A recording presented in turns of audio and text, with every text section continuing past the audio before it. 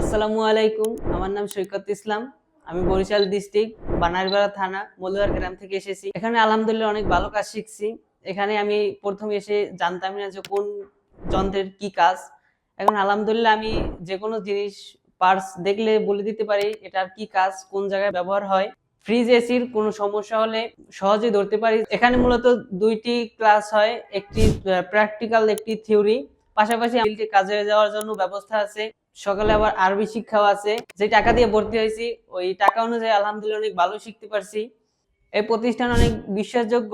আমি একা বলি না, এটি সবাই বলে। আমাদের আগে অনেক ব্যাচ গেছে এখান থেকে শিখে, তারা এখন আপাতত অনেক ভালোই আছে, সেটেল হয়ে গেছে বাহিরে।